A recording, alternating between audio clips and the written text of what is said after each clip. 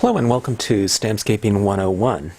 This video is going to try to, describe to you the way that I use different pads and colors, okay?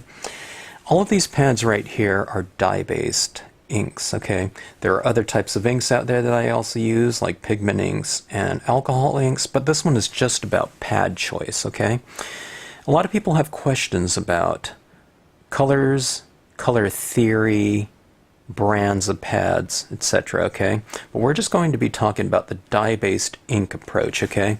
Now, a lot of the videos that I do are based around this this type of process where one would be layering different colors on top of one another. And now I happen to like that look a lot because of the different types of color schemes you can achieve, but I also like it for the deep, rich tones that can be achieved by utilizing these types of transparent water-based inks on glossy cardstock. The glossy cardstocks tend to hold the ink on the surface more.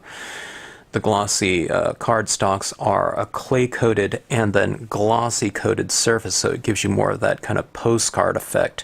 You can use these different types of inks on matte paper, but you're going to get a matte look, of course. Okay, now as far as pad, brand, and line choices, okay? There's a lot of different pads out there, a lot of different colors, and a lot of different lines within certain brands. When it comes to the dye-based inks, I haven't used a brand of pad or a line of pad that I don't think is good, okay? Now, I happen to use a lot of ink when I'm creating my scenes. So, I like a full-size pad for that. Small-size little cube things are nice if you're just kind of stamping out, if you're going to stamp out an image.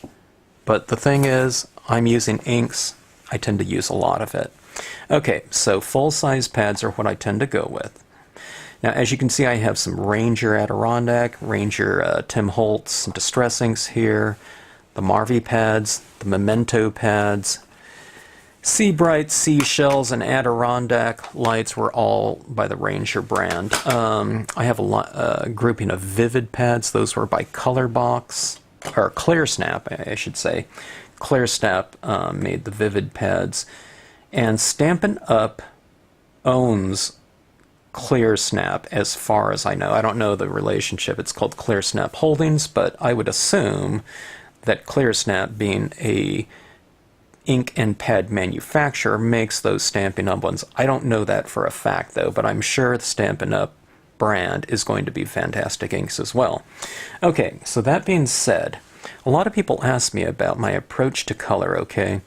And I know exactly what they're talking about, because for me, I come from a black and white illustration background. I used to like taking black and white photography, so when we're dealing with black and whites and grayscales, we're talking about value. So here's my simple approach to color usage, okay? Now, let's take, for an example, this example right here. It's, it's a background, kind of this jewel tone green color scheme. This is a shrunken down version of this scene right here. But if you were talking about that, that can be easily used in a grassy terrain as well. But if we're talking about a range of greens like that, this is what I used to have my students in my classes do. I would have them grab all their green pads, and I would just have them line them up from light to dark, okay? So that color doesn't have to become theory. It just has to become visual. You can see what's going from light to dark. Now, here's where different lines of pads come in. All of these pads are interchangeable. We have light, medium, and dark, but let's say I didn't have, a medium tone in Marvy. I can easily supplement these tones right here with this Memento bamboo leaf, it's called, okay? There's a fantastic kind of aged looking green from Distress, okay? You can mix that and match that in here. If you can't tell which one is lighter than the other one based on the color coding, okay, like these two right here, which one's lighter? You know, maybe the Distress ink might be lighter than the bamboo leaves, but if they're close enough, it doesn't matter which order you put them in. They're close enough. This one can come before that one. Doesn't even matter, okay? Let's take a look at some other color schemes here. All right. Let's take a look at this one right here, okay? Well, let's take a look at these two blue color schemes, okay? We have this one right here that's lighter than this one, all right? But here's some blue tones right here. We have light, medium, and dark, okay? Now maybe this color scheme is this one right here, or it is also the blues that are used down here, okay? Now even if you see only the darker blue, the lighter blues are underneath it, okay? Now if we look at this color scheme right here, it's these ones right here. Now there's a little streak of pink in there, but that's like an accent color, okay? But if I don't have this, you can use memento inks. Look how close they are, you know, in terms of the hue to one another. Or if you don't have the summer sky, but you have the salvia blue and Bahama blue, you can use that. There's a Distress ink tumbled glass, probably goes before the salvia blue, or summer sky, okay? So if you can see, you don't need to know anything about blues. Will they go together? If they harmonize to you by eye, visually, they will harmonize just fine and blend together just fine on your paper. Let's look at some other types of color schemes here. Let's look at these two right here. Can you see where one of them is a little bit more red than the other? Okay, let's take a look at that. We have something like this right here, going into yellows to reds. You know, it'd be nice kind of maybe a sunset color scheme, something like this, and it probably even goes to a dark brown, right? This here, now you don't have to use so many different colors, okay? I'm just showing you an example of lining things up. And this is what we would do in class too, okay? But that color scheme is probably something like this. But let's take a look at this one right here, okay? This one right here probably uses less of the reds. There's a little bit of red in there though, but let's take out this one right here. And it's probably looking something like this. This one's a little bit more smokier though, right? So let's take and do something like this. It's a beautiful kind of a rainbow type of or transition, right? If it looks like it'll blend together, just find your eye here. It'll blend just fine on the paper. Now let's do a little bit of a mix and match, okay? Let's take these out of here. And let's add something like a memento, desert sand, or you can do an antique linen distress ink with tea dye perhaps, right? Transitions just fine, right? Light, a little bit darker, a little bit darker, a little bit darker. And what is something like this color scheme? Could be a tree trunk, a wooden cabin, or this kind of brown toned, you know, aged looking photograph. That's what that kind of idea is there, kind of sepia, whatever, however you pronounce it, look, okay? So let's go back to this, something like this. Let's say we want to do a beautiful dusk sky. All right, so I'm thinking, okay, Lin Theory, there's yellows, pinks and purples are in that sky. All right, let's take a look here. All right, and let's see if this will kind of harmonize a little bit to my eye. All right. And I'm actually saying what you should do is you should pull your pads out and actually do this right here, okay? So this right here, that's enough of a harmony that'll go together. You know, there could be an orange in here, but pink overlapping yellow will form a form of orange so that we can have something like this. Or you can have that, and you can have a blue. They kind of go together, though, don't they? If they look like they remotely go together, they will go together just fine on your paper, okay? All right, so doesn't matter what ink you're using. has to be dye-based inks. What I'm saying is the brand and line of pads or whatever. So let's take a look at something like this again. Okay, let's go deeper. If you want to, you can go with something like this. And it makes it easy. These Marvy pads are nice being color-coded. They don't sell them like this anymore, but I'm just saying, you can throw in a memento in there. Oh, let's see. I don't have too many purples. I don't use purples too often, but anyways, you can see a little bit of a transition right here. But by and large, what this is doing is I'm working from light to dark, okay? And I have my medium tones in here, okay? Here's a warm green, right? Kind of goes like that. But look at this. I can transition this if I want to. And it can go into, oops, dropping all my pads off my desk. You can go into your blues if you want to, like that. And see, that harmonizes a lot, right? Because blue relates to green. And here's a denim. This is kind of a deep blue-green, right? Okay? So, line them up, though.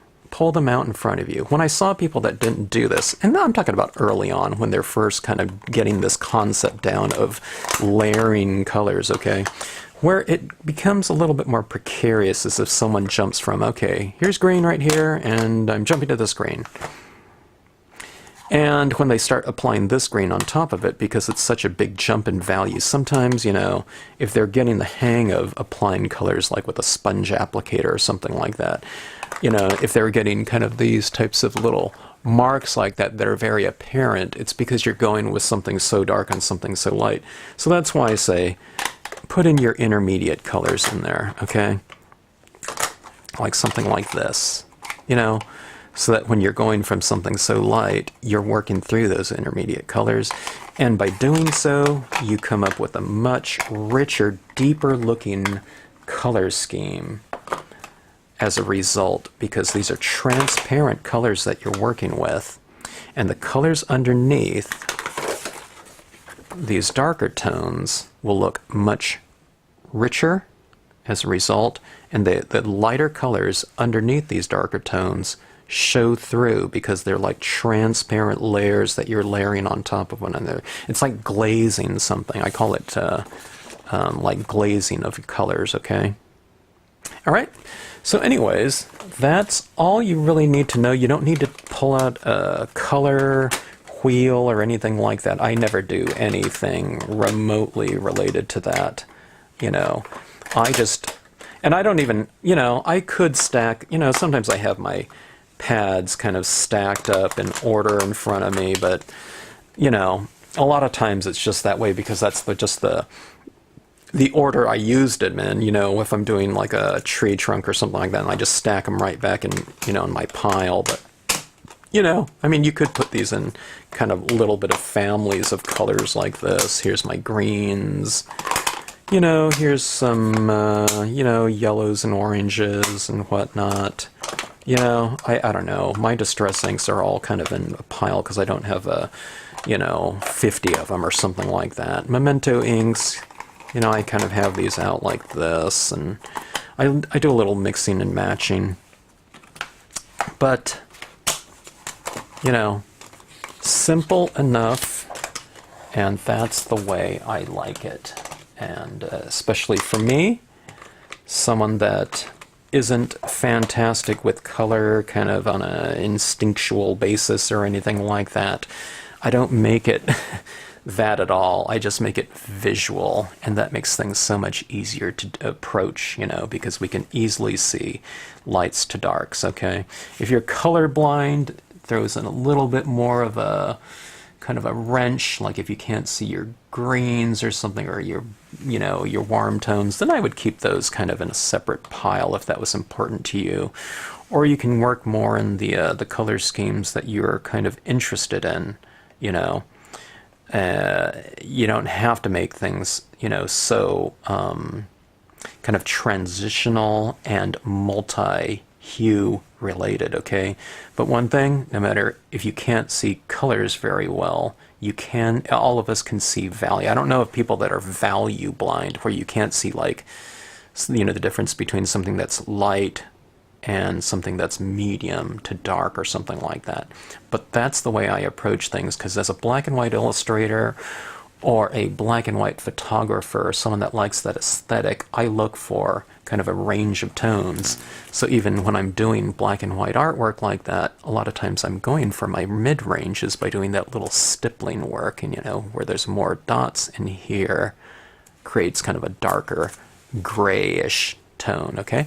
So anyways, I would recommend, a lot of you are fantastic at color and much better than I am, so you don't need to do any of this, but if you're kind of new to it, or you're like me, I would keep this approach very simple, okay? And I would pull things out, again, make it visual, okay? You don't have to know anything about theory or anything like that, okay? And it's a simple approach. Doing a green grassy area, grab out your greens. Don't forget to mix and match, There's a lot of other variety in these different lines of greens, okay? And however many you have, you don't need to pull out 20 of them if you have 20, okay? But I would say about 5 or so would be a good, range. That would be a really thick saturation. 3 is fine too. 2 is okay, but I would go 3 and up generally. As far as that kind of glazed, dye-based approach in general, when I'm going for like thick, deep, rich saturations like a sunset or something like that, or grassy tones, blues, you want a nice deep blue rich sky or the water or something like that, go with about 3 and go with your light, medium, and dark. And then you can add in other colors as well. You can use mix and match, throw in, a pad from the Marvy, whatnot, okay? But anyways, hope that helps, and I hope you realize how easy my approach to color is, and I would recommend that for you. If you have any questions about a certain line of inks or certain color schemes, certainly drop us an email or drop me a note in the comments section. And if you have specific questions about certain lines of inks that I don't have here, you can write a note in the comments section, and hopefully a lot of you have more brands and lines of inks than I do. You can kind of chime in and answer those questions for those that are curious about a certain line, color scheme, etc. So, and I learned that way too as well. Anyways, hope that comes in handy for you, and thanks for watching.